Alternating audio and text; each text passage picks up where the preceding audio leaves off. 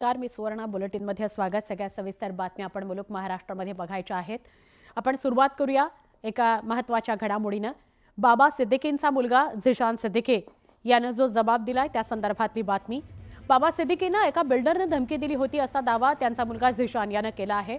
झिशान सिद्दीकी याच्या जबाबात अनेक दावे समोर आलेत। बाबा सिद्दीकी दररोज डायरी लिहायचे, त्यांना तशी सवय होती। बाबांच्या डायरीत एका स्थानिक नेत्याचं नाव आहे असं त्यांनी सांगितलंय।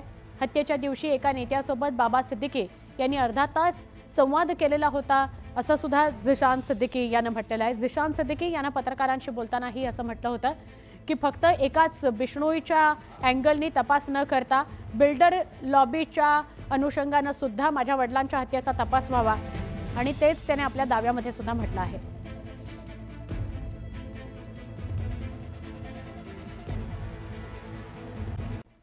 झिशान सिद्दीकी याच्या जबाबात त्याने काय दावे केलेले आहेत ते आपण बघूयात। झिशान सिद्दीकी काय म्हणतोय बघा, त्याला काय वाटतंय। तर ज्या दिवशी बाबा सिद्दीकींची हत्या झाली त्यानंतर काही दिवसांमध्ये बाबा सिद्दीकींची विधान परिषदेवर नियुक्ती होणार होती असं तो म्हणतोय। बाबा सिद्दीकी SRA प्रकल्पाबाबत अनेक लोकांच्या संपर्कात होते, ज्यात भाजप नेते मोहित कंबोज यांचंही नाव आहे। मोहित कंबोज हे बाबा सिद्दीकींसोबत रोज संपर्कात होते।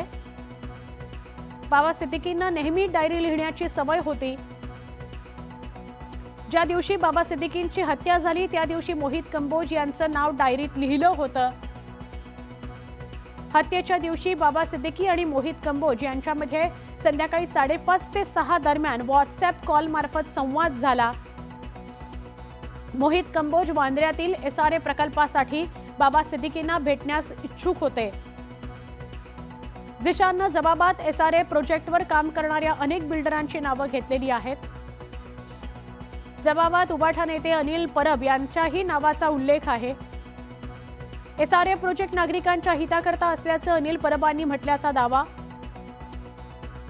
SRA प्रोजेक्ट नागरिकांच्या हिताकरता आहे असं अनिल परब यांनी म्हटलं होतं असा दावा झिशान सिद्दीकी यांनी केलेला आहे। आमच्या प्रतिनिधी सुष्मिता भदाणे पाटील यांच्याशी आपण सविस्तर बोलूया।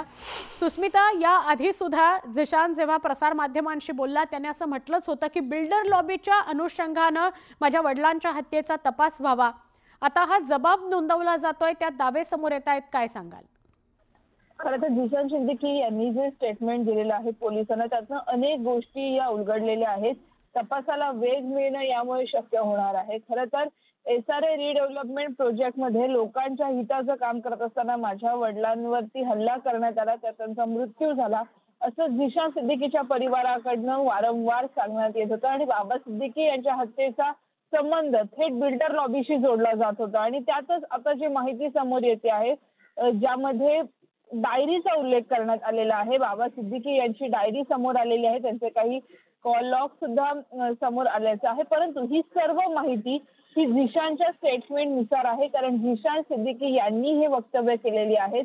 आणि त्यानुसारच आता आपण बघतोय की या संपूर्ण तपासामध्ये मोहित कंबोज असेल, अनिल परब असेल यांच्याही नावाचा उल्लेख केला जातो आहे। त्यामुळे खरं तर ह्या संपूर्ण प्रकरणामध्ये काही बिल्डरची नावं या दोघांनीही सजेस्ट केलेली होती, सांगितलेली होती असा एक माहितीचं स्वरूप आपल्याला पाहायला मिळालेलं होतं। परंतु अनिल परब आणि मोहित कंबोज पोलीस आता या सगळ्याची दखल घेऊन त्या अनुषंगाने तपास करतात का हे बघायचं। तुर्तास सुस्मिता, धन्यवाद आपण माहिती दिलीत त्याबद्दल।